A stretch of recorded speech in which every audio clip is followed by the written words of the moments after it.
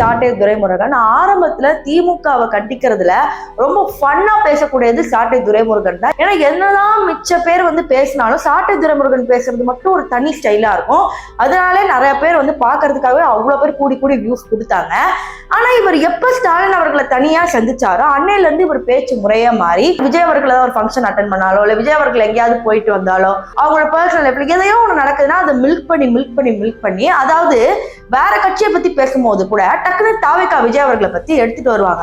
So அதை பார்த்த பல ரசிகர்கள் அண்ணா நீங்க விஜய் பத்தி விமர்சிங்க தப்பு இல்ல, ஆனா திமுக தப்பு நடக்குது இல்லைன்னா நீங்க கேட்கணும்ல நான் சீமானுக்காக அப்படின்னு கேட்டதுக்கு அதுக்கெல்லாம் பதிலே கிடையாது. ஆனா டெய்லி விஜய் பத்தி தான் வீடியோ போடுறாங்க. இப்போ ஆவரேஜா சொல்ல பார்க்கணும்னா டைம்ஸ் நவ் பத்திரிகையில என்ன வெளியிட்டு இருக்கிறாங்கன்னா மறுபடியும் பாத்தீங்கன்னா திமுக ஆட்சிக்கு வராது, அதிமுகவோட இந்த கூட்டணி தான் இந்திய கூட்டணி தான் ஆட்சிக்கு வரும், அடுத்து பாத்தீங்கன்னா நம்மளுடைய திமுக வரும், அடுத்து 3வது இடம் தாவேகா, 4வது இடம் சீமான் அப்படிங்கிற மாதிரி கணிச்சிருக்கிறாங்க. அப்ப காம்படிஷன் யாரு? சீமானுக்கும் தாவேகா விஜய் அவர்களுக்கு தான். இவங்க 2 பேரும் அப்போஸ் பண்ண வேண்டியது யாரு? மெயினா ஆளுங்கட்சியில இருக்கிற திமுக என்னென்ன தப்பு பண்ணிருக்காங்க அப்படிங்கிறது. ஆனா ஆளுங்கட்சியோட திமுகவோட தப்புக்களை சுட்டி காட்டாம விஜய் அவர்கள் கல்யாணத்துக்கு போனாரு, விஜய் அவர்கள் அங்க உட்கார்ந்து சாப்பிட்டாரு, விஜய் அவர்கள் அப்படியான்னு சொல்லி விஜய் அவர்களுக்கு அரசியல் தெரியலன்னு சொல்லி விஜய் வச்சே அரசியல் பண்றத ஒரு பழப்பா வச்சுட்டு திரியிறாங்க.